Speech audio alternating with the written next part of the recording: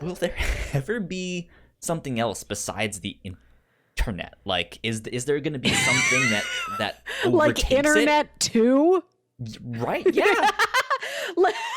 Like the Blu-ray of internet? Yeah. What is that going to be? What is that going to look like? Because they say, like, hey, sometimes the first time is not the best idea, and then someone comes along and makes it better. That's why, like, MySpace came first. I guess there was stuff before that too, but MySpace was the first, like, big one. And then came Facebook, and then that stumbled, and now there's Twitter, and now there's Instagram, and that, all of that stuff. Yeah. There's always something bigger and better, but it looks like we only had the internet. What's next? I think it'll be questions here. It'll be inside of us, not outside of us. Look within it's yourself. In here. That's great. That's great. Hello, ladies and gentlemen. Welcome to episode 120 of the Whatnauts Captain's Log. My name is Kyle Springer, and I am joined, as always, by Melissa Wilkinson. Uh-huh. Yeah, Melissa, how are you? It's same. That seems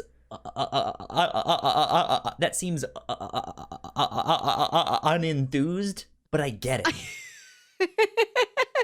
I don't know. I've been on a roller coaster this week. So earlier this week, I went to Michael's to buy Christmas decorations. You can see I got some pretty nice trees set up over there in the corner.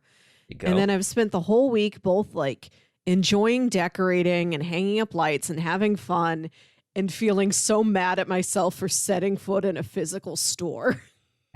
It's like, you can't do this. Like every time I see a news report about how bad pandemic rates are, I'm like, this is your fault, Melissa, because you wanted to go to the store. You didn't think you would just order the stuff online. Yeah, I started perusing Amazon yesterday for Christmas decorations and stuff, because I was like, I should put something on my shelf or, back there. Since I didn't do it for Halloween, maybe I should do it for Christmas. So yeah, I started looking, but yeah, pandemic numbers are still up. That's no fun. Still can't really go out, do all that stuff. I'm kind of amazed that I've still really only left the house once, and I've been fine. Do you not go on like a walk or anything like that? Is there not like a convenience store on the corner where you just get a soda? Nope. See, I can't live like that. And I feel like that's what I'm supposed to be doing. I'm supposed to like never set foot out of my apartment and be okay with that. I'm lucky enough that I am an introvert. The stuff that I genuinely enjoy doing is like laying in bed and watching TV or playing video games and stuff like that. So it's stuff that's like, okay, you can do that indoors in your bed or on the couch or something, right? But then, yeah, I'm also lucky enough where I can have Amazon basically deliver anything I want, which has thankfully worked out for the most part. Yeah. Every now and then they don't carry the brand that I like, and I have to go get something else, which I've had I've had that end up being bad once since being here. But besides that, just like, yeah, this is still pizza, or that's still that thing, or this is still this thing. So yeah, I don't know. I'm one of the people who I think have been lucky enough to not be really affected by staying inside. And I think this also, so I spend most of my time with you, who never goes anywhere. Yeah. And like, I've got several close friends who like live with their family and their loved ones. And like, they have people they live with that can, they'll share the load of going out shopping and bringing things home. And they've got like social interaction. They're in their house and they live in a house, not an apartment, but a house. So I have to leave for like I don't have in building laundry. I'd like drop my laundry off at my parents' house and then I'd like go pick it up. I don't have recycling pickup here, so I have to take my recycling somewhere. Like my roommate, who's That wonderful, stuff kind but of like we don't forces you do to like get out though. yeah. But so I'm trying to remind myself like you are surrounded by people who are not in the same circumstance you are. You're kind of self-reliant, so yes, you will go out places. But then I'm also like, you should have just sworn off of your parents 8 months ago and agreed to never see them again until the vaccine was ready. What are you doing setting foot in your parents' house? You're going to kill your entire family. Yeah. Yeah, I also live in a house. It's not an apartment. We have a big backyard. I have 2 roommates and there's 3 dogs in the house. There's a lot of stuff happening most of the time. Right now I think I'm here by myself unless my roommate is downstairs in the basement, but you and the dogs. Yeah. Did the dogs get to go out? Dogs. I generally deal with Maddox. He's the one that likes to hang out with me. He'll come and he'll sit on my carpet and roll stuff and stuff. Oh, that's so precious. Apollo kind of stays gated up behind some stuff because he's the one that does not like people except for one of my roommates. So yeah, it's just like and then Blue likes me, but she likes to stay on the bed. She just likes bed. Yeah, she just like, leave me be here. I'm just gonna sleep here all day. Like, okay, sounds good. Let's go. But besides feeling bleh about most of the week, it's a good sound effect for it. What was the ups of your week? What were the good things?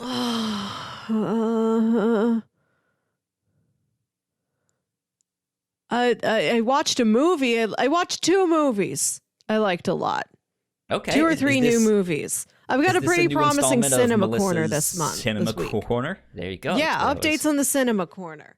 Okay. Jack and I watched Contact. Have you ever seen Contact? No, I have not. I think you'd dig it. It's a very high concept sci-fi movie. It's based off a Carl Sagan novel. Okay. Where like Jodie Foster listens to big satellite dishes and she hears an alien message and she just leads everyone in trying to decipher the alien message, and they decipher it, and it's plans to make this cool big spinny wheel, and somebody's going to get in the big spinny wheel. Like all the countries cooperate and they spend like $1 trillion building this big wheel, and she gets in the wheel and it spins her around and it sends her to space where she talks to her dead dad. Huh. Okay. It's pretty. That's not a good description, but that is what happens. I like it's that description though. It's good. It's it's good. Yeah. Jack and I were talking about how a lot of intellectual sci-fi is kind of a downer. Like Interstellar is a well-regarded movie, but nobody leaves Interstellar with a smile on their face. Right? They're meant to be like warnings of technology and stuff that humans do that are stupid. It's like, don't stop. Look at how stupid you are. Don't do this. See, this is more optimistic. It's like, boy, what if we could talk to aliens? What does it feel like to believe in aliens? What does it feel like to believe in anything? When you have that belief, do you believe more in your fellow humans? It's like, oh, this is the only optimistic highbrow sci-fi film I think I've ever seen where you leave feeling hopeful about things. Interesting. What sci-fi films make you feeling hopeful? I guess some of the Star Wars films can be looked upon that way. One of them is Hope in the name, yes. Yeah, they have a New Hope there. I don't know. That's an interesting thought, though. Interesting thought. So you watched Contact. What else did you watch? Oh, I watched. I'll also say that Sam is in the chat Hi, here. Sam. So hello, Sam. Hello, Thank you Sam. for joining us. I've been watching more Bonds. which I've been slowly working on anyway. And then Sean Connery died, and I thought I should at least make a point of soon finishing his Bond movies that he did. Yeah. I saw something that said, was the League of Extraordinary Gentlemen, was that his last film? I'm not sure. It may have been his last, like, starring role. I know he did not act much in his later years. I could not tell you for sure. But I watched You Only Live Twice. Okay. And so my deal with these Bond movies has been that I've heard podcasts talk about them over and over again. Right, yeah. And I watched like a Welcome to the Basement, my favorite like movie review YouTube show, did a video on this movie. So I thought I knew what the plot was. And like I knew there was a bit where like he has to go undercover to like foil some plot in Japan, and they like give him plastic surgery to make him look Japanese, which they don't actually. Like I knew that was the plot, but then you look at him and it's like, I can tell that he has a wig on, but his face really doesn't look different. So not only is it a social failing, I think it's also maybe a failing of special effects makeup. I don't know if it's better or worse that he doesn't really look different. But I thought that's like most of what the movie was, because that was the big sticking point and the part people talked about. And then I sat down to actually watch the movie. I'm like, oh, that's only like a 20-minute chunk way towards the end. There's like an hour and a half of stuff before that. It's like, oh, this is one time when hearing about everything beforehand was a real benefit to me, because sometimes I get pleasantly surprised. Mm-hmm. Hey, there's less of that in the movie than you thought. Mostly it's just pretty cinematography. And then, so you know the story with Bond is that Sean Connery did several of them. And then he decided not to do them anymore, and they hired George Lazenby, and he did one. And then, like, one of his hippie friends convinced him that James Bond was the man, and he shouldn't do it anymore. And George Lazenby was like, yeah, I'm going to take on more counterculture roles from now on. I'm not going to do James Bond. So then they went back to Sean Connery for one more movie. But I just watched the George Lazenby one, which is On Her Majesty's Secret Service. This movie's beautiful.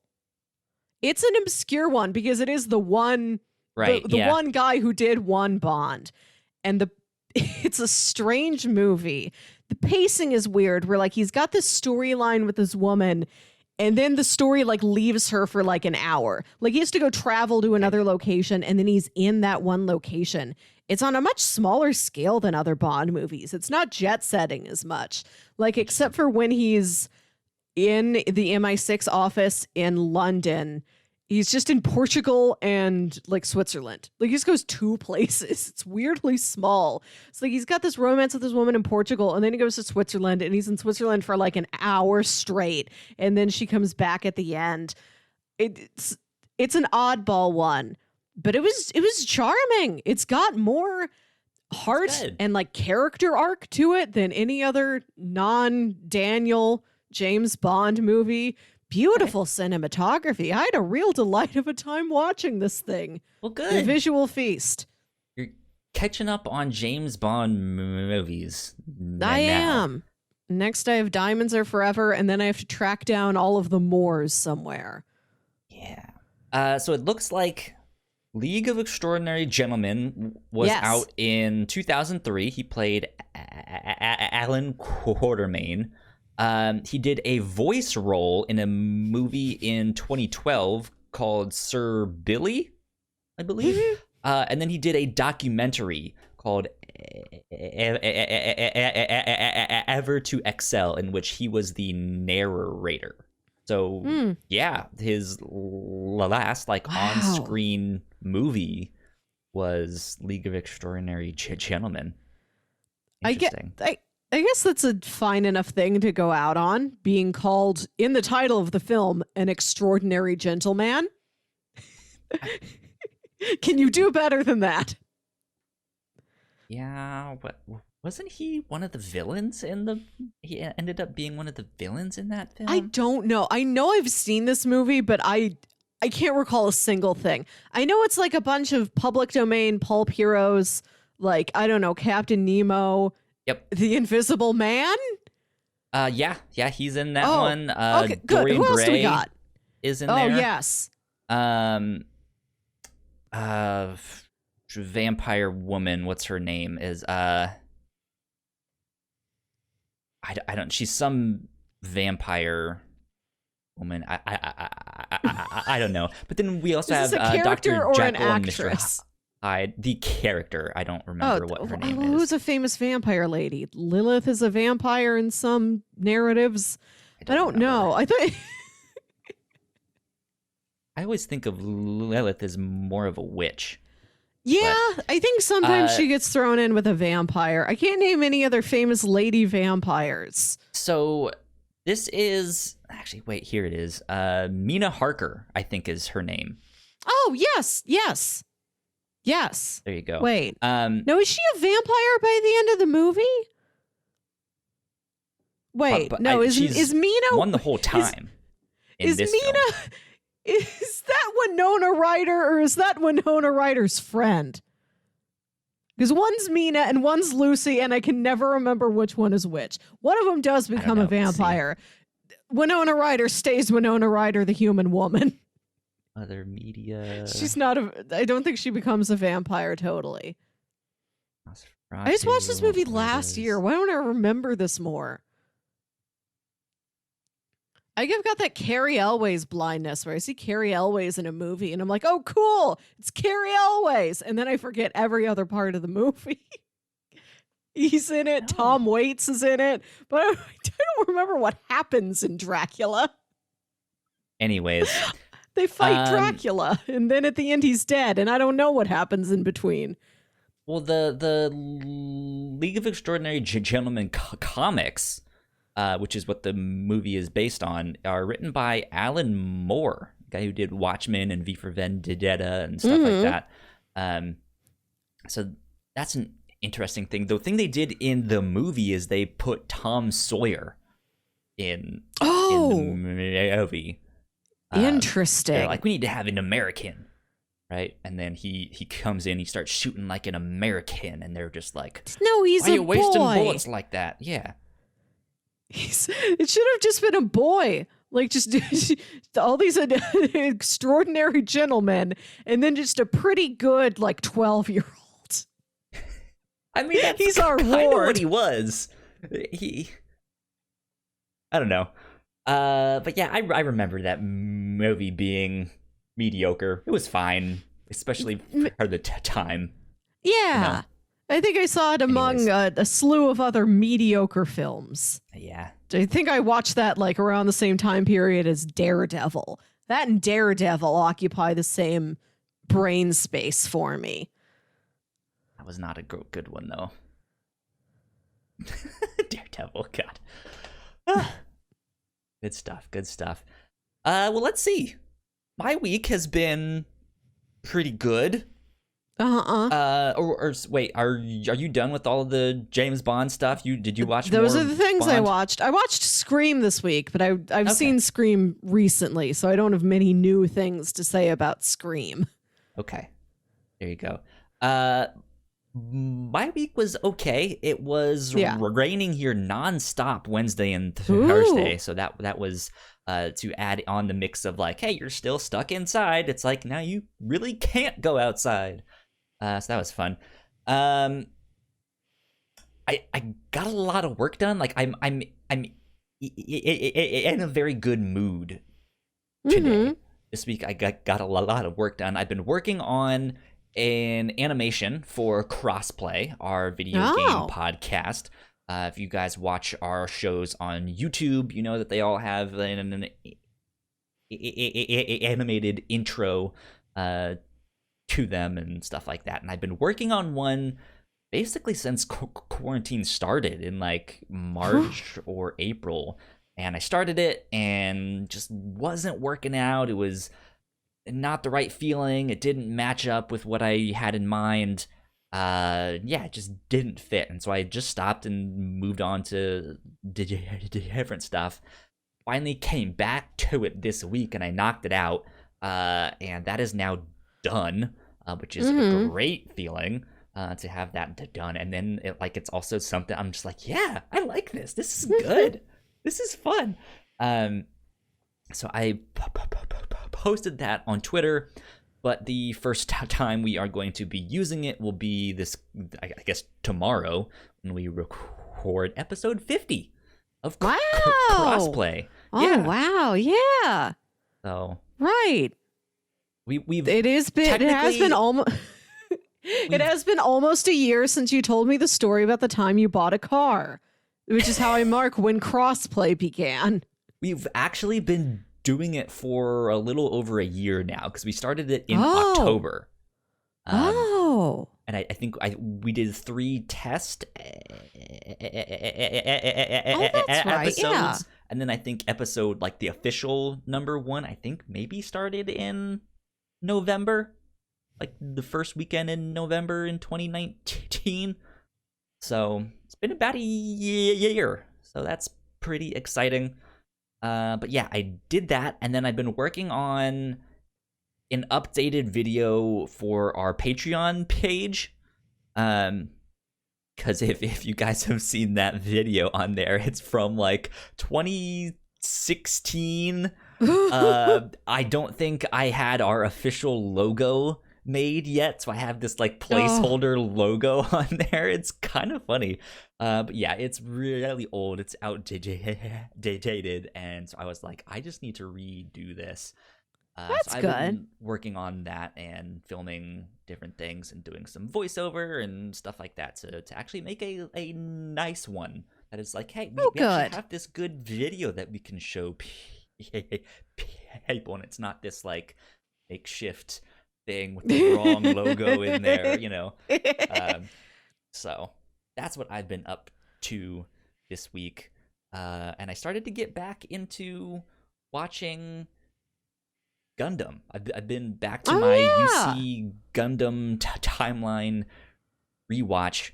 Let's see, I stopped after I watched Gundam Zeta, and I took like a month or 2 break, and then I started up again this week, and I happened to watch the Zeta movie adaptions this week. I've seen 2 of the 3 of them now, and I watched the first one, I guess 2 days ago, and it happened to be the birthday of the main character in the show. So I was like, oh, perfect timing. Now, did they mention that in the thing you were watching, or do you just know what this person's birthday is? I happened to see someone else mention it. Okay. Like, as I was watching it, and I'm like, I'm watching this right now. How does this happen?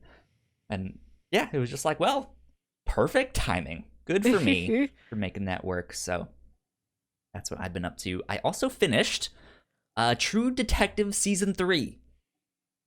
Oh. Holy cow, Melissa. That show is damn good. Okay. Now map these out for me. Because last I heard you just started like Season 2. Season 1, good. Season 2, very less good. Season 3, above good. Season 1? Yes. Okay. Season 1 and 3 are both phenomenal. I really, really like Season 3 better because there's just there's something different about it. Like in Season 1, you kind of like watching these characters chew the scene. It's Matthew McConaughey and Woody Harrelson, and they're good actors, right? Like, yeah, and you like watching them, but they're not necessarily likable characters. Like, they're kind of dirtbags. They're not the best people.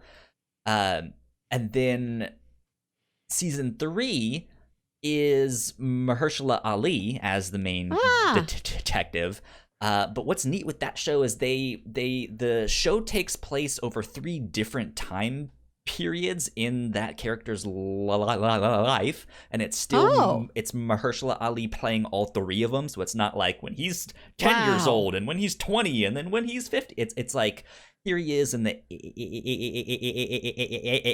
80s as he's like a 30-year-old guy. Here he is in the 90s, and here he is in the like 2010s, right?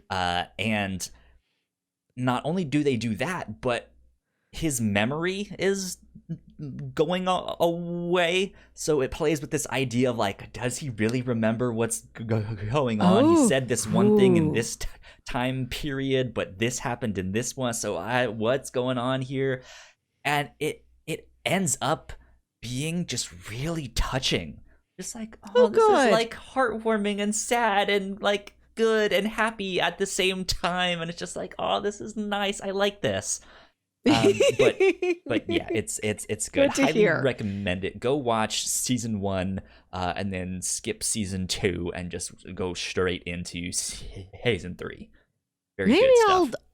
I'll do that next year, because I'm still in the mindset I'm too fresh off Mr. Robot. And I know, like, coming up for Christmas, I'm going to just watch season 4 of Mr. Robot again. Yeah. Yeah, it's a good one. Almost all of season 4 takes place at Christmas, which I love that the show wasn't like, let's do a Christmas episode. It's like, yeah, let's do 6 Christmas episodes. Our timeline is so tight. We have 6 very different episodes that all take place within the 24-hour period of Christmas. Yeah, that's wild. Like, I'm too fresh off that show to like watch other dramas, because I know I'll just be stuck in this comparison trap and I won't like anything. Yeah, they're that's the thing. Like, they're nothing alike. Like, Mr. Robot, I wouldn't like, it is a crime show in one sense of it, but that's not really what I would describe it as. Per se. No, of course not. Right, yeah, whereas True Detective, especially season 1, is that like crime noir, like let's investigate and let's look at the clues and what really happened here, I really hope that there's a scene in the show where here comes Maddie and Woody rolling up to the crime scene. One of them looks at the other and says, "Hey, let's investigate." You want to go do some investigating after dinner? It's that like longing look where he looks at him and he's like, "Hey, let's investigate." Yeah.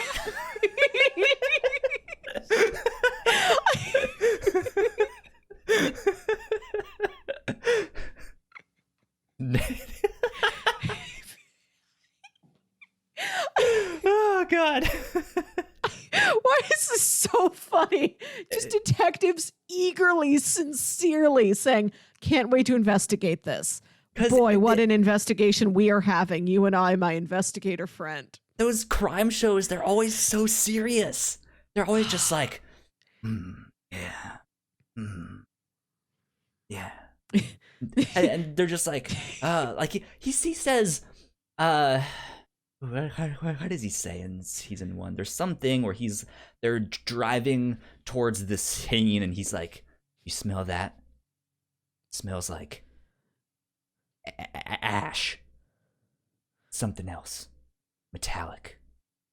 And it's just like, Matthew McConaughey, like, what are you doing? Like, no.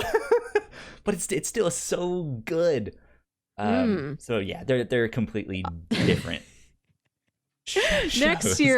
Next year I'll give it a try.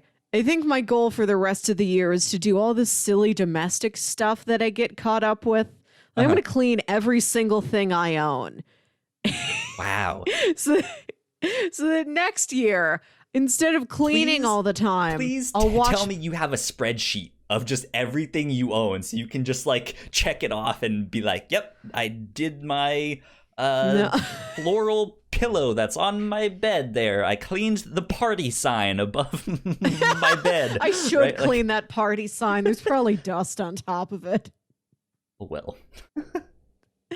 Like, I feel this is like, I'm sure nobody else thinks like this, but I put a lot of time into like cleaning my apartment, keeping things nice, decorating, cooking big meals. Like, that takes up a lot of my time. Yeah. Yeah. But like, I feel like a chump when that means I'm not watching content. Like, I always feel so behind when people have seen a thing and I haven't seen a thing. And I'm like, I was baking a cake. Like, the cake feels like such a tiny little thing next to, I watched all of the Queen's Gambit. I haven't done it. I'm like, no, I cooked. Because you cook and you eat it and it's gone. And but if you okay, don't cook, if you just order a pizza and watch the TV show's with you forever. And you can show off to other people that you watch the TV show. You can show off like I made a food. Yeah, you can. That's what Instagram is for. But that's not part of the cultural conversation. It kind of is. It depends on what circles you run in. I know you also have your like protection racket that you run with the cookies and stuff. I don't think we can do it this year. Maybe I can mail people cookies. Yeah, I mean, you don't have to like hand it to them and accidentally touch them when you deliver it and be like, oh, sorry. Like you can like leave it on their doorstep and stuff. You don't have to like touch them or cough on them as you deliver the cookies. I can't hit like 10 doorsteps in one night, though. That's too many doorsteps. Like doorstep 10 is going to be real worried about anything I might have picked up at doorsteps 1 through 9. I don't know. Wear a mask, wear gloves or something. You'll be fine. But my brother and I do it together. We can't even drive in the same car, so it's going to be the two of us trying to follow each other and coordinate as we drive from the top suburb of St. Louis to the bottom suburb of St. Louis. I don't know. Yeah, I guess you could mail them, or you could make them and your brother could deliver them, or something. You have to keep this protection racket going somehow. We'll do something. So maybe I'll have like a big jar of candied nuts outside my door, and I'm like, look, guys, open call. Come by and just get some for yourself. Yeah, stick your grubby little fingers in there and have at it, you know? Good stuff.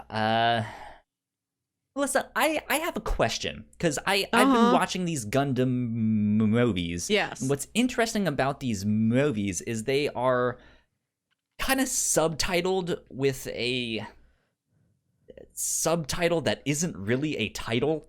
It says a new translation. It's like Mobile Suit Zeta Gundam, a new translation. Oh, okay. And then it has the actual like subtitle of the movie after that. It's double subtitled. It's like sub-subtitled. But the whole thing is with these movies is that it's not just really a new translation. There's new animation in these movies. Now, for context, this show was airing in the early 80s. I think it was around like 82 or I think it was around 82 or 83 is when that show was coming out. These movies, they redid the animation, I think, early 2000s, like 2006. So there are scenes in this movie that are just scenes of the old show that they are condensing down into these movies. But then they've like redone a number of these scenes or put in new scenes to, you know, when they had to smash it all together into these three films, they kind of had to make things fit a little bit differently, right? So they have to add in some new scenes to make it all fit. And it's this new animation style. I don't mind it as a Gundam fan to see like, oh, it's new, you know, it's newer looking animation. But I don't know if like as a movie, that is something I really want out of, but it made me think,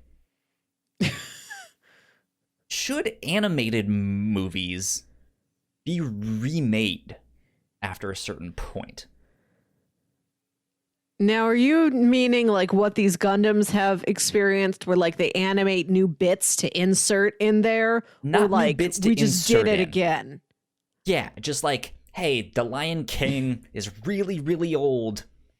like we're on like 8K now, right? And like we don't necessarily have the originals or who knows what, or we I think I'm sure they still do for most of the Disney stuff. But there's some things out there, or like think of like Toy Story 1, like that wasn't in HD when they made that. I'm sure they have an HD version out there now, like a Blu-ray version. But yeah, like, is it worth it to remake animated films after they've been so dated? I think that's interesting as a creative project,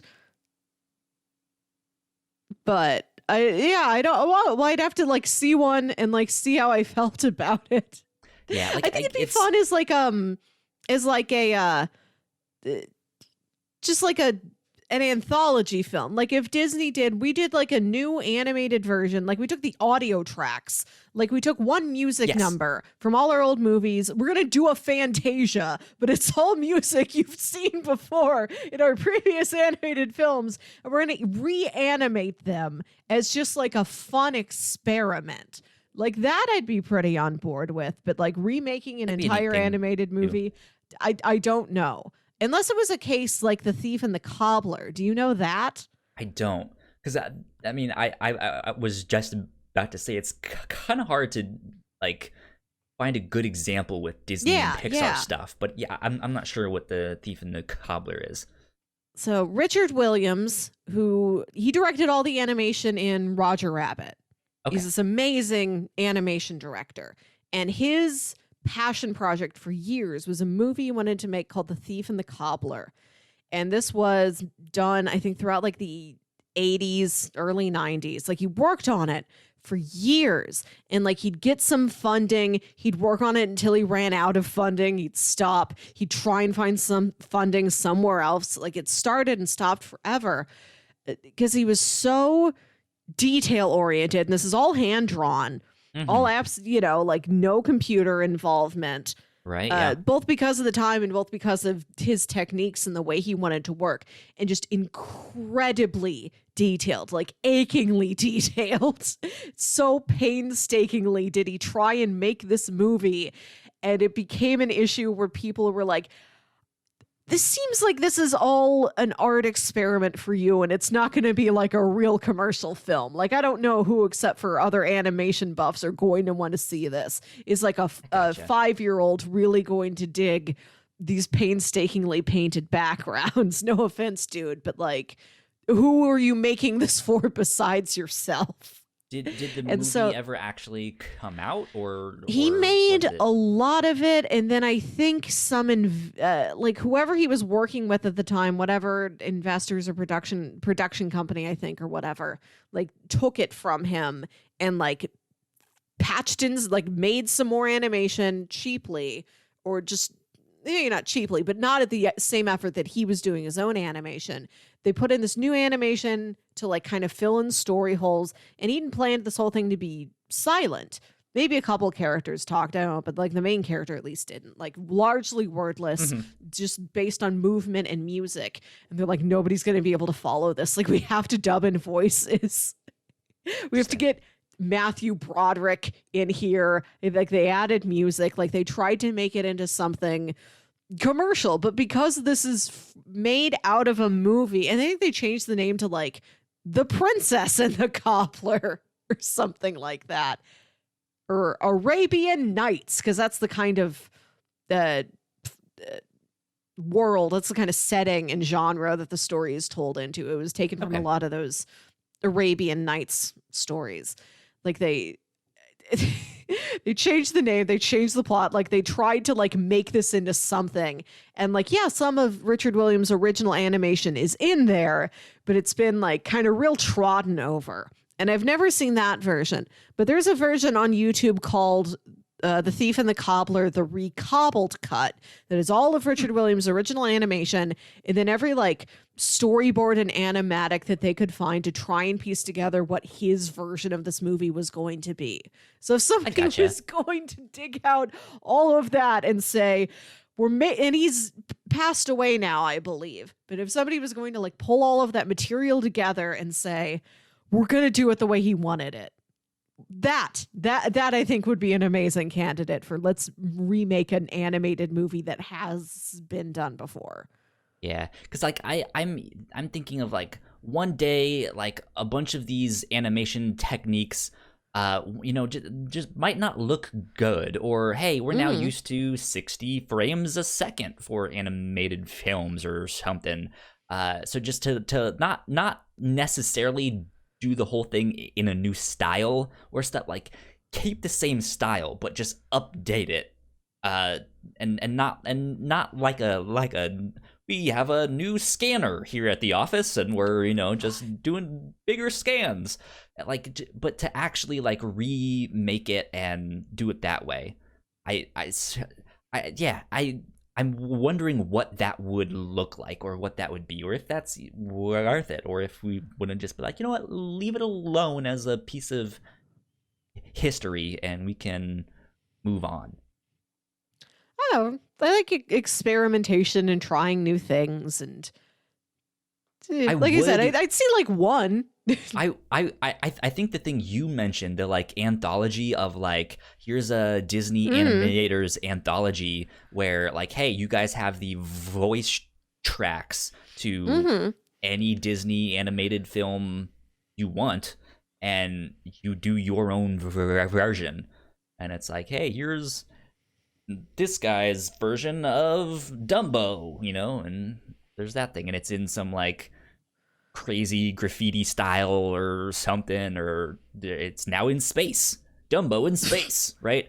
Like something like that would be neat, where we could just say these different styles of things that they do. I like the concept of reimagining something where it doesn't have to be this entire, we are remaking the whole thing.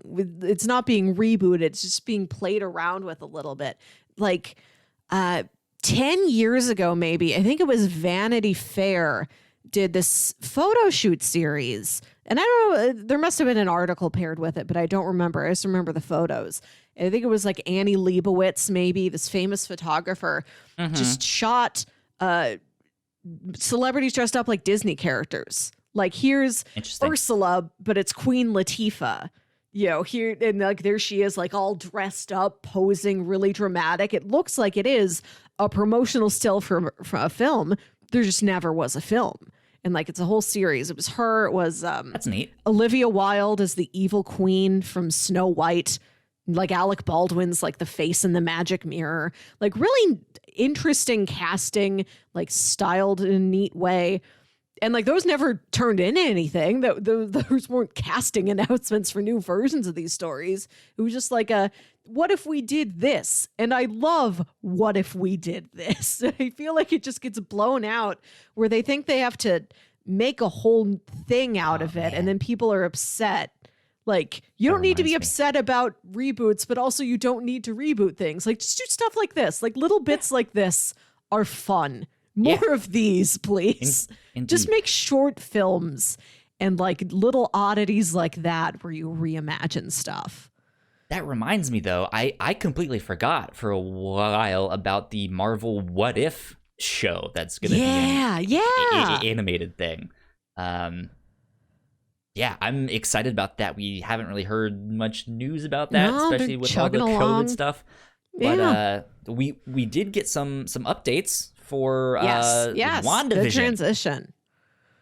We got the official date for WandaVision. That'll be airing on Disney Plus January 15th. I think one of the actors or someone working on it was basically described this as an action movie mixed with like a sitcom, like a old school 50s 60s sitcom, and that's such a weird mix, and I love it.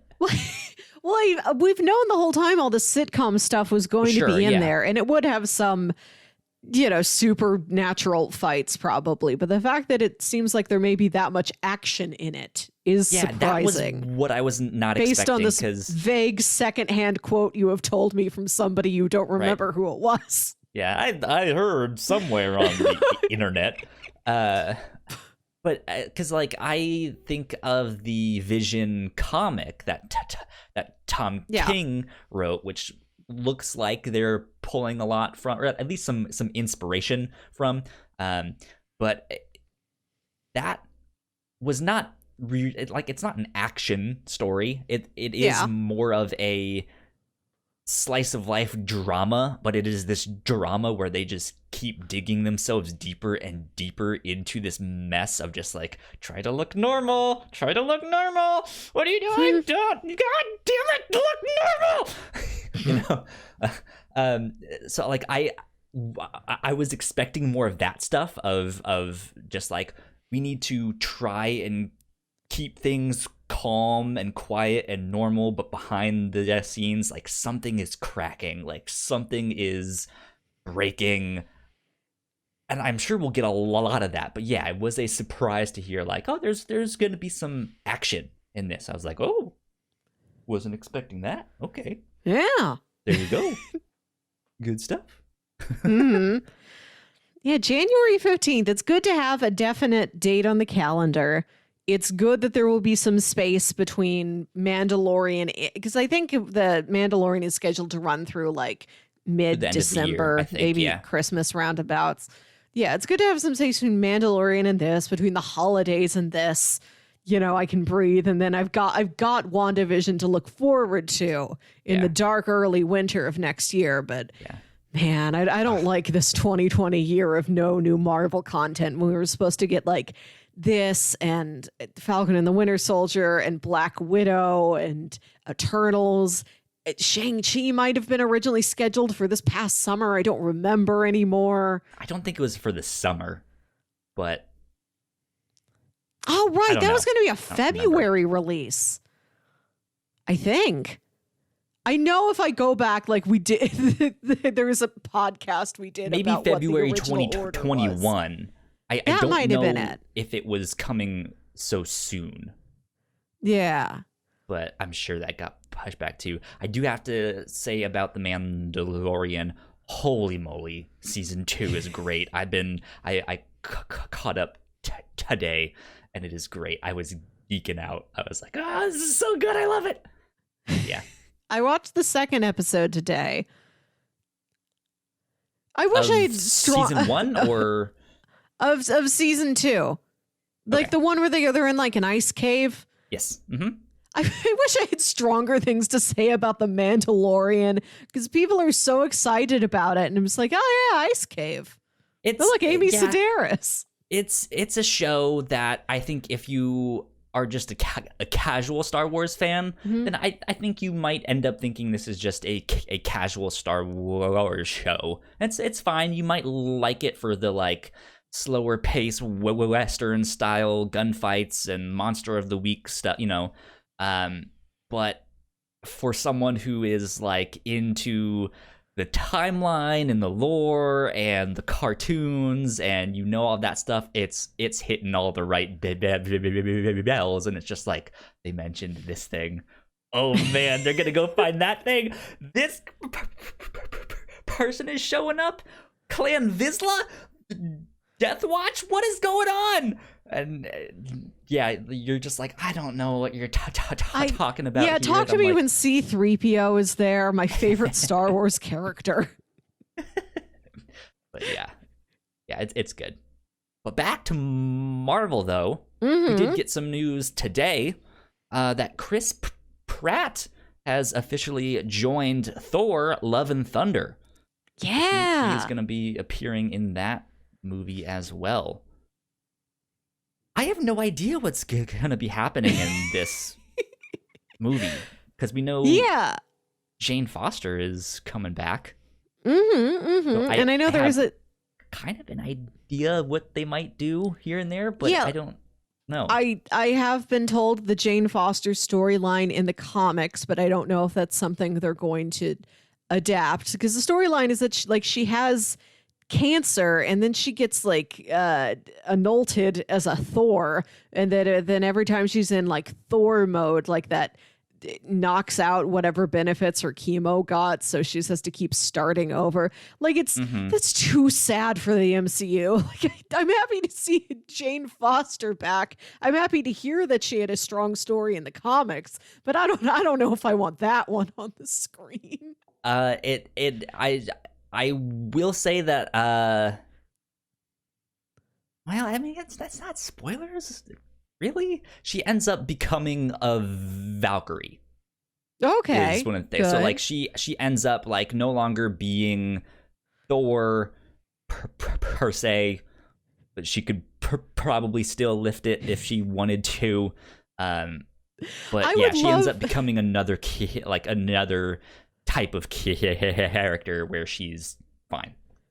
I would love to have a list of things in the Marvel universe that you could or could not become, because I know you could just be a Valkyrie. Like, what else can you just be? It was kind of special circumstances with her. Okay. I think I don't remember off the top of my head. It was years from now. It's like, yeah, Wong is a Celestial now. I didn't know there was a thing you could ascend to doing, but yeah. That's him up there. He's just made out of star stuff. Wave hi to Wong. Oh, hey, Wong. like I know. I think it like did a lot for me a decade ago when I was like, somebody else can be a Spider-Man? Oh yeah, well I guess so. If there's another spider, like there's the things, like, okay, when you're like a little kid, you've heard that there's multiple Robins. I think I knew like, oh, Green Lantern rings, those can choose anybody. There's lots of Green Lanterns out there. But then the older I get, the more I learn like, no, there's different versions of that. People can just do that. And I don't know if there are things that are like ironclad in comics where it's like, nobody can start doing this. Like there's no new Watchers. Nobody can become a Watcher. Or can you? Kind of. Not really. Like they are a specific race of people. Okay. Right? So it's not like you can similar. Become that new race. But yeah. Okay. You can it's not take just on a title. that job. You could just watch stuff. Yeah. You can just watch stuff. Yeah, what are you guys? I'm in the Fantasy Watchers League at home. I just watch. Oh my god, that'd be a great idea. Marvel, hire us. Let's make that happen. They have a fantasy league, a fantasy superhero league. The Watchers all have that would be great. Like a fantasy football league. I do love that, but I was thinking of like somebody who's just pulling like Harriet the Spy nonsense, just seeing everything that their neighbors do, and they're like, if I keep at this, one day the Watchers are going to recruit me, and then I'm really going to be one of them. Until then, I just have to be an amateur watcher at my home. That would be a funny story too. That'd be good. But I like the fantasy league where they're just like taking bets on stuff. I want to see the most mundane hero that like a kid in the Marvel universe has aspired to be. Like I know there's kids all over the place. They're like, I wish Pot Pete when I grow up. Like lots of kids want to be Spider-Man. Yeah, like how many kids out there are like, boy, I'd love to be Hawkeye. I want to be Senor Magico. Senor Magico. That'd be a great one. Is that the Louis Guzman one? Yeah. Okay. Doctor Strange? No. I taught him everything he knows. He can't hold it. He can't do spells like me. I want to see this in universe because it exists outside of the universe. Like the MCU character I most aspire to is just Aunt May. Like just everything Marissa Tomei is doing, that's what I want to do. But nobody in the universe does that. Yeah. I don't know, man. I think they are gonna do the Jane Foster Thor story somehow. I at least in the way that she will become Thor, which implies Thor himself, Odin's son, will become unworthy. But we all I think last we saw him, he also went off with the Guardians. Which is interesting. Because I remember seeing people think oh, is Thor going to be in Guardians 3? And I don't remember seeing anybody say, were any of the Guardians going to be in Thor 4? I didn't see much speculation about it going the other way. And this I really did. First, Thor or Guardians? Which are we getting first? Thor 4, I think has a definite slot in the timeline. Guardians has never been officially given a slot. Especially with James Gunn. It had a slot to begin with, but and I think from he was brought back and they're there's going to be a Guardians 3. But then when the Phase 4 lineup was announced, Guardians 3 wasn't in there. So they're still going to make it. I just don't think they've placed it among everything else. I think it's more amorphous, but it's still happening. So Thor 4 would be first. I'm assuming, Thor 4, it's hard to say, will take place first, and he'll become unworthy or something, and then he'll have to beg Star-Lord for help. The guy who was he's like an angel, right? And he's now he's just a regular man. He's Donald Blake, right? And he's he has to adventure out in space with them to how do I become worthy again? And Star-Lord's well, let me tell you, I'll show you how, I think something like that could be fun.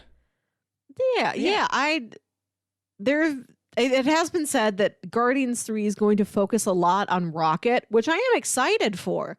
But I do like that there's going to be a little bit more Star-Lord, who has been the protagonist. I imagine will be the protagonist, but if the third movie is going to be a little bit less of him, that he gets to spend some fun bonus time somewhere else. I just thinking that Thor becomes unworthy out in space, millions and millions of miles from Earth or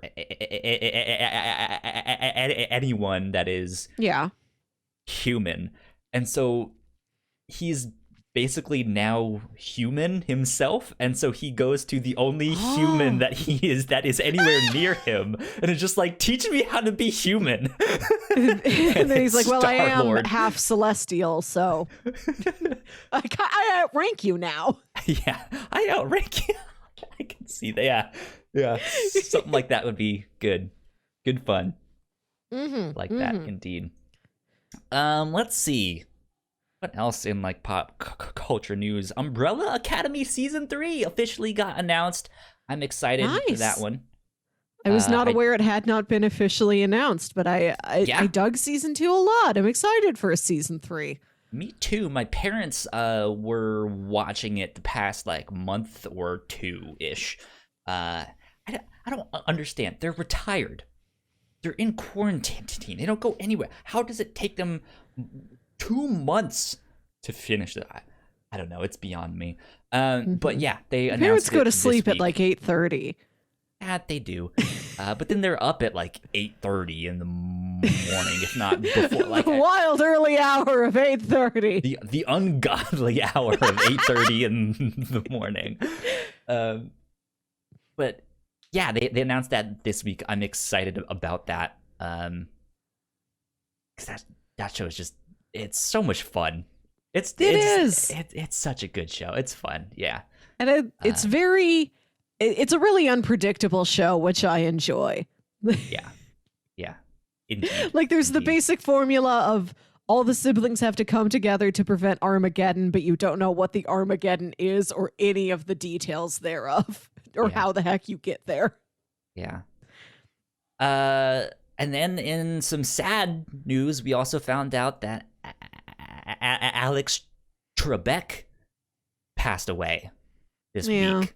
You guys all know him from hosting Jeopardy, all that stuff. I can't say that I really watched Jeopardy all that often, but I like it's one of those things of just like as like Americana as like pop culture.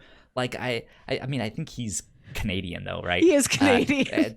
But I would call Jeopardy the program Americana. Yes. Canadiana is that a word? Like maybe North Americana. Let's I don't know. Jeff with Lemire's gonna have to tell us if Canadiana is a word. Let's go with North Americana. North Americana, yeah. Right. Yeah, it's one of those things of just like I had a fondness for, I had a nostalgia for, and so it stinks of just like, oh no. It's easy to be like, fond of the man. It's not gonna be the same. Yeah.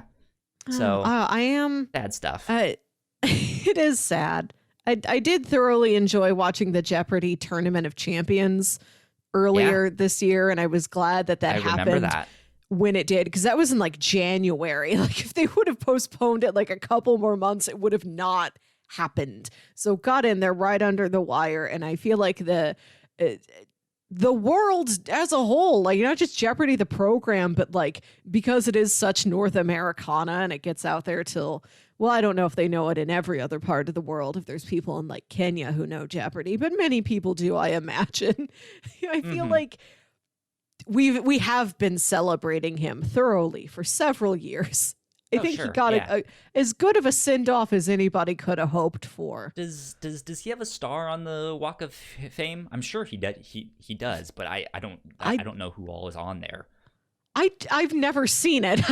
He's not on the St. Louis Walk of Fame because he's not from St. Louis. So that's the only one I know. I don't know who's on like the Hollywood one. Perhaps he is.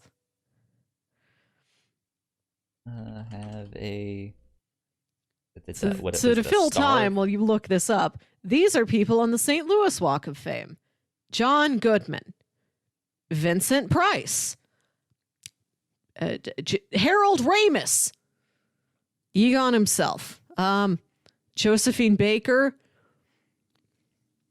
T.S. Eliot, I think Mary Englebright, Cool Papa Bell. Cool Papa Bell. Who is that? I think some old baseball player. I have to confess, I don't remember the identity. I just remember the name. Okay. This is going to be one of the things I. It looks like he does. Oh, good. But I there's not. It's not one of those things that Google just like definitively pulls up the answer. But it's. Oh yeah, there's a picture of it. Cool. Oh, good. Yeah. He does. Good for him. Yeah. What a feat. How nice. Indeed. Melissa, though, I want to ask you a question because you wrote something down on our doc here, and it intrigued me. I did. You have a story. You have a story about time travel? What is this?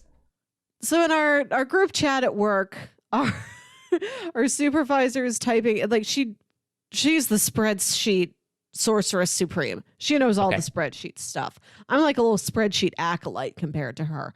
And she was talking about how she'd put a date in wrong in one of her spreadsheets and it came up as like 1930. She just thought that was funny. She's like, oh, one of you must be a time traveler because the date came up as 1930. And then like two other people jumped in and said, oh, I bet it was Melissa. And it's like, yeah, it was Melissa. Like she's inputting data like related to stuff all of us do. So it had to belong to one of us. And I'm like, so was that you, or were you like, why am I being thrown under the bus? No, that is what she said. Like, oh yeah, I mistyped it in a data sheet I was running about one of Melissa's journals. But I was really surprised that like three of my coworkers named me as the one among us most likely to be a time traveler, because I didn't feel like that's the vibe I gave off. I don't know how to give off the vibe that I am a time traveler. Man, I've been aspiring to that my entire life. You're like, and I should have, if it wasn't in the middle of a work day when I had things to do, I would have pressed them for more details. Like, no, seriously, why do you think I'm the time traveler? Do you think I'm from the past? Ask them this week and report back. Like, what about me gives off the air of I am here from another time from the future? You're from the future and you're just like stuck here. Right. But I don't, or like you're from here and you want to go to the future. You're real future. I've got pictures of old malls on my desk and that's probably it. Like do you remember me talking about this at the beginning of the year? How I wanted a vaporwave wall calendar and couldn't find one. So I just went through Pinterest and found like pictures of beautiful like 80s and 90s malls and just made my own calendar out of them because that's all I want to look at. They might remember that. I've got like a vase of flowers on my desk. Do I just feel like I'm an old lady in a young lady body? I don't know. Maybe because it seems like you want to go the Samurai Jack route and get back to the past. Right, there's the two types of time travel. You have the Marty McFly or the Samurai Jack, depending on where you want to go. To get back to the future, or then there's me who's just like, take me anywhere. I want to time travel to the future for the first time. I'm just picturing to the future for the first time. Take my future virginity. I just picture that in the Back to the Future font, and it's really funny.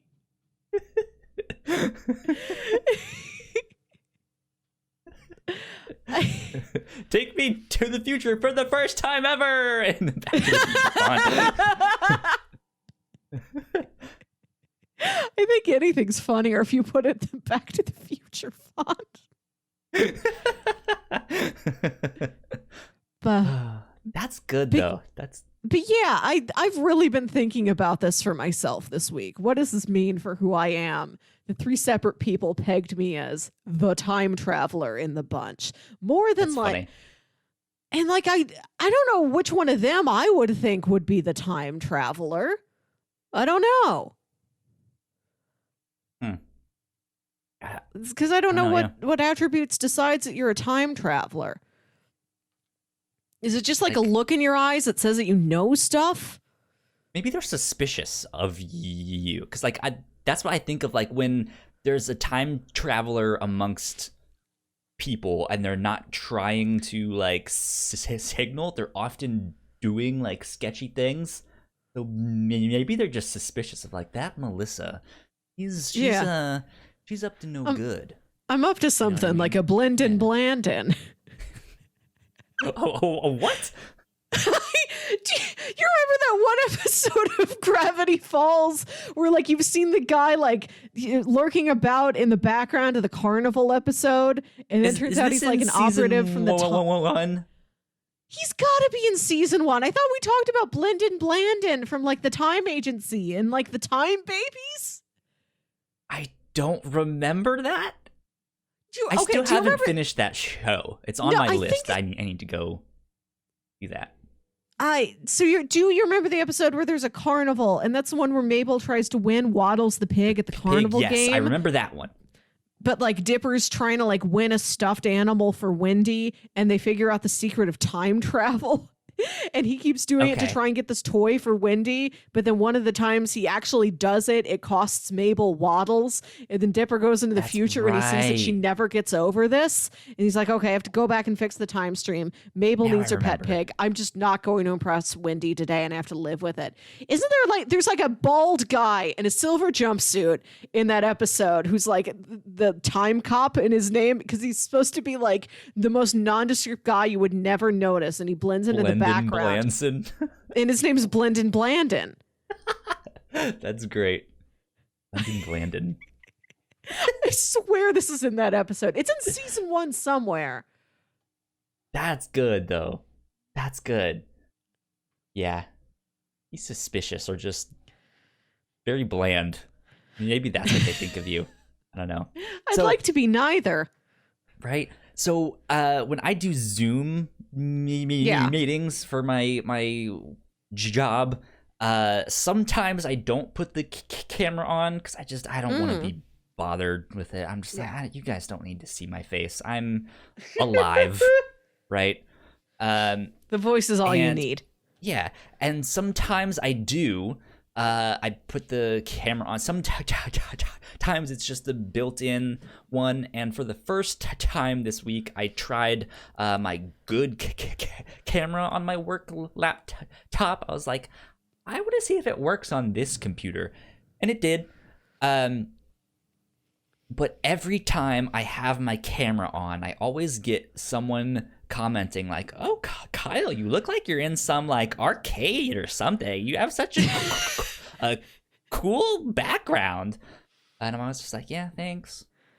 And that's it. And then I've had one person kind of put it together that like, do you stream or like do podcast or stuff? And I'm like, yeah, that's why I have all of this stuff. He's like, okay, that makes sense. Like, that's why you have all of that stuff. Like, I've been like wanting to get lights like that. And I'm like, yeah, man, it's fun. It looks neat. And then apparently at my job over the past, I don't know, month maybe, they've been working on putting together this video that they're gonna live stream out to a bunch of people and stuff. And that one guy who knows that I, knows about all the stuff, he was like, "Hey, do you have experience with OBS?" I'm like, "Yeah, that's what I use to do all of the live stream stuff." It's like, all right, cool, we might need your help with stuff. Hey. And they really didn't ask me for anything, but it's still like, it's this weird idea of like, I like, my degree is in graphic design, yet they don't ask me for help on design stuff. Even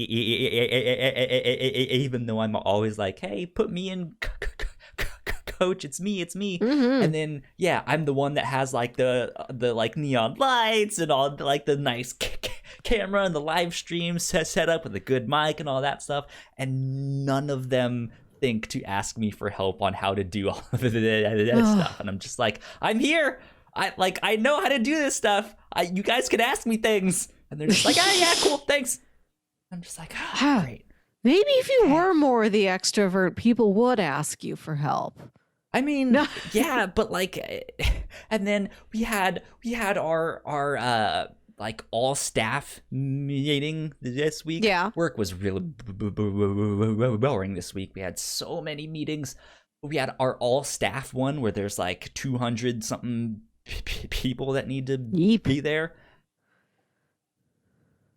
And there was this one girl who was trying to describe how to have better live streams, and all of her advice was great advice. It was always just like slightly off in the like terminology or stuff. Like, it was not the like popular term. Like, she's not like, you guys want to be Twitch streamers and you all know this and what that means and that, like, so it's more of the like generic version of that stuff. But I just found it really funny. It was like, okay, non-streamers are trying to explain to other non-streamers how to do a live stream, and this is really funny. well, there is a live streamer just sitting quietly in the back of the room. Yeah, exactly. And no one thought to ask me for help of like, how do you make live streams better? It's like, I know you guys aren't gonna ask me, but that's okay. Oh well. But yeah, I also like don't want the attention and to have to speak at all of that stuff, so I'm just like, yep, good thing they didn't ask me. see, I need the attention. Yeah. So interesting stuff. It was good week, an interesting week to say the least, I guess. I don't know. Yeah. I'm still just in a good mood this week. That's good. Like I said at the start, I don't know. I don't know. I go in waves. Once all the guilt of I went to a store dissipates, like I think How dare in like you go to Michael's? like I think in like a week and a half when it's like, okay, it doesn't look like I killed anyone because I went to Michael's. Maybe then I'll feel better. Oh man, Melissa endangering people's lives. See, that's why they're suspicious of you, right? They're just, they're just like, she's up to something, right? She's going to They don't Michael's, know what I'm. They don't know what I'm cakes, doing, right? Well, Sarah's the one talking about going to parties. I don't go so anywhere. Maybe Sarah's suspicious too. Interesting. What if she's also a time traveler? I don't think she's a time traveler. I think she just drinks herself. I think she just drinks wine in her friend's backyard. That works. You'd be like, hey, I know about wine and decanting things. We just read that. Oh yeah. Have you had the drops of God? Fancy. I bet she's you not haven't. that fancy. No, I come from a boxed wine office. Okay. I gotcha. I'll tell you one fun story from work though is that a couple weeks ago Marissa's cat got stuck in a tree, like way up in a tree. Classic like, stuck in a tree cat. 100 feet up in a tree. Oh, man. And she's like updating us in the work chat like throughout the day. And she's like, did you know the fire department does not actually get cats out of trees? Like that's not a thing they do. Well, now you know. I didn't know that because I was about to ask, what'd you guys do? Did you call the fire department? Yeah, that's what everybody thinks. But no, that's a myth perpetrated by films, I suppose. So she had to call something you can't do in Marvel Comics. You cannot save cats with the fire department. It has to be Spider-Man. Has to be a superhero. Right, just the average New York Fire Department man. Like Steve Buscemi couldn't save a cat from a tree. Right. So Spider-Man has to. But yeah, she had to call like a special union like things of like the firemen's union cannot save cats from trees. We don't. The Spider-Man work only. If Spider-Man's not here, if he's out teaming up with Venom in San Francisco, I don't know who they're Oh, Reed Richards. Reed Richards, the guy you call to get a cat out of a tree. If he's I can't be bothered right now. Well, look, that science looks like it only needs one hand. Come on. We'll open a window, stretch your hand out. Isn't that kind of what happened when we read those Fantastic Four comics? Like he just like reached really far out like to go get something. Yeah. He's like, oh no, I need a part for the rocket. Let me just snake my hand down, get to AutoZone, but for rockets. But yeah, so anyway, she had to call a specialized service. $50 on the counter. She had to call a special service that gets cat out of trees. Like that's all they do. Because if the fire department doesn't, a whole business sprang up to handle this. And they took Catsmith. It's like a locksmith, but a catsmith. A catsmith, yes. So she had to call the catsmith, and like they took a video of this and like put it on their Facebook page to like promote them. And she sent us the video the next day, and it's like, oh my god, that catsmith. That cat is like 100 feet up in the air in the huge tree, and it's like a guy in this like complicated rappelling equipment, like climbing up and down the tree. And the caption says like, "Don't worry, we got Bits out of the tree. Our most difficult rescue yet." Yes. And I'm like, is that most difficult cat rescue? First off, Bits, great cat name. Second, I'm like, Marissa, this is how you have to introduce the cat every time, like in the future when you have company over. Like, oh yeah, this is Bits, the most difficult rescue yet. What a great title. I wonder if they hand out awards for like most difficult rescue of the year. Yeah, at the end of the year, Bits your cat gets like a treat basket. Right, yeah. And then Bits the cat is like, meow, I'd like to thank God and my family. Meow. Meow. Thanks for getting me out of the tree. Oh, Bits.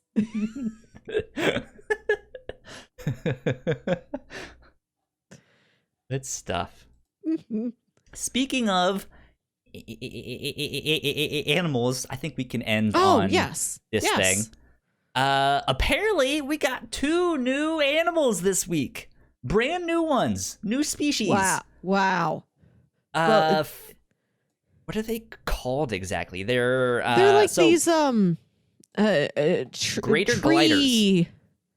I don't know Yeah. if that's the exact. They're not using like a capital letter name. Yeah, they're just called the greater glider.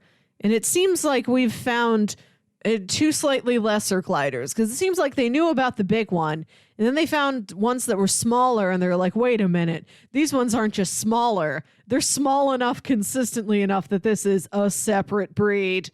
Yeah, and it's I guess pretty rare that we find like a new species of something, right? Like that makes sense. But then to find 2 new species.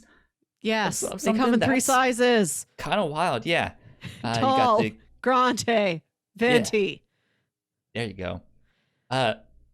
Excuse me, but these are out in Australia, and they just like these furry little squirrel mammal things.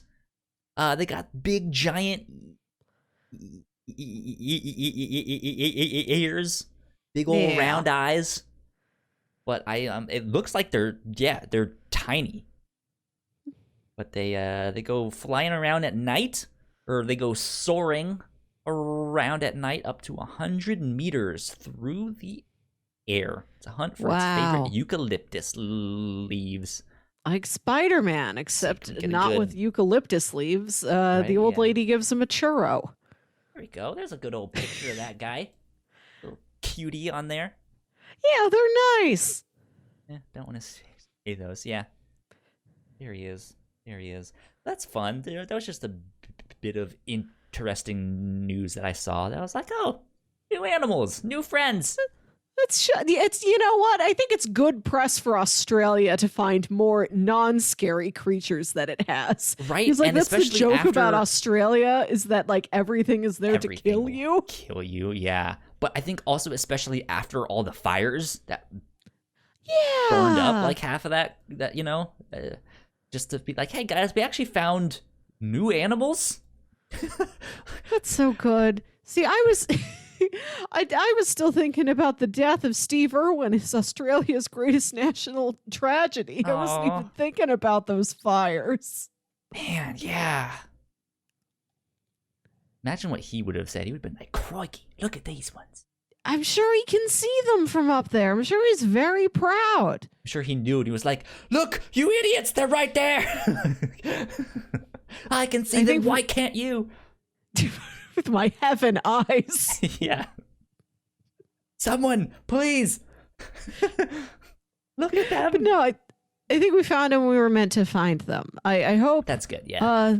This gives the world a sense of renewal and hope and things.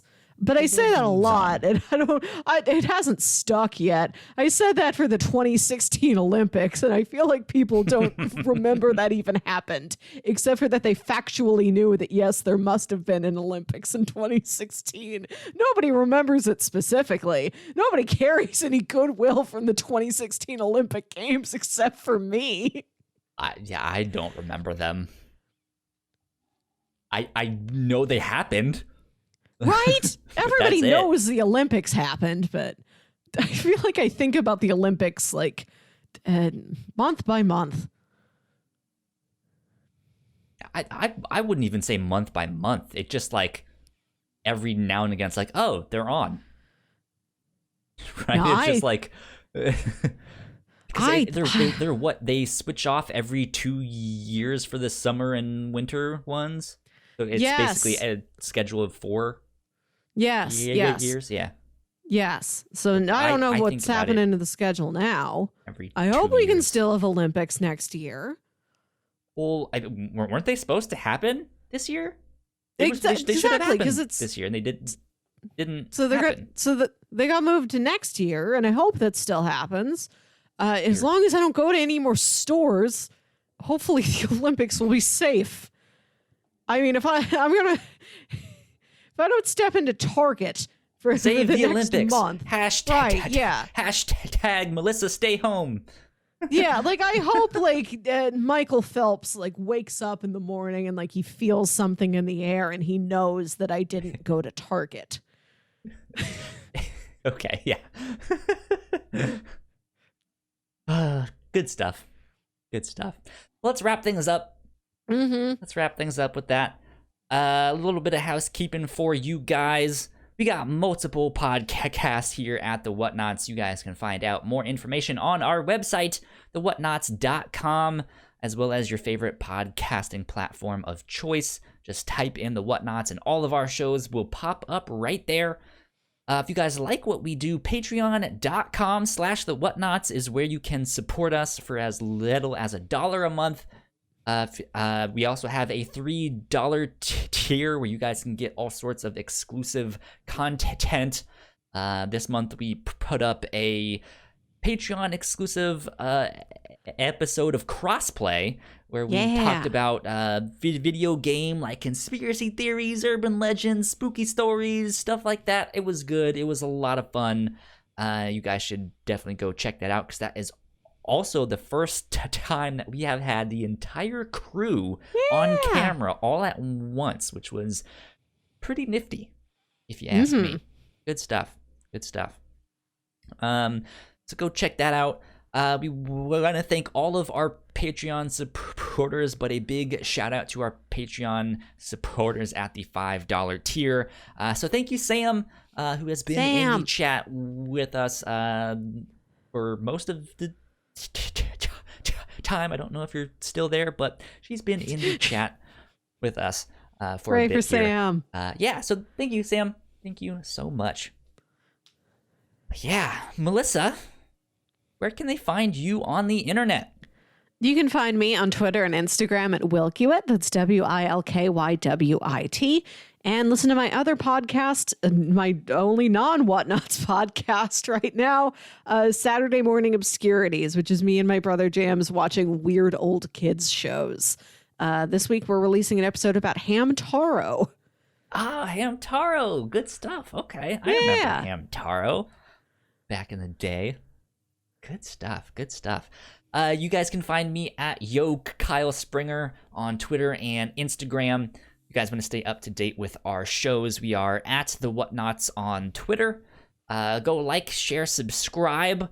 I am happy to announce that we have finally surpassed 100 subscribers on YouTube. Yes. So now you guys should go follow us on Twitch. We're hoping to reach 50 followers on Twitch. We are at 41. We are 9 away. Go follow us at twitch.tv/thewhatnauts each Friday night at 9:30 p.m. Eastern time, or no, at 9 p.m. Eastern time. 9 flat. 9:30 only if there has been a devastating problem. Right, yeah. At 9 p.m. Eastern time each Friday night, we live stream this here podcast. So you guys can come watch us, do it live. You can be in the chat with Sam. I'm sure Sam would like some company. But yeah, come join us. Come follow us on Twitch. That would help us out a ton. But yeah. That being said, this has been episode 120 of the Captain's Log. We will see you all next week. Bye. Bye.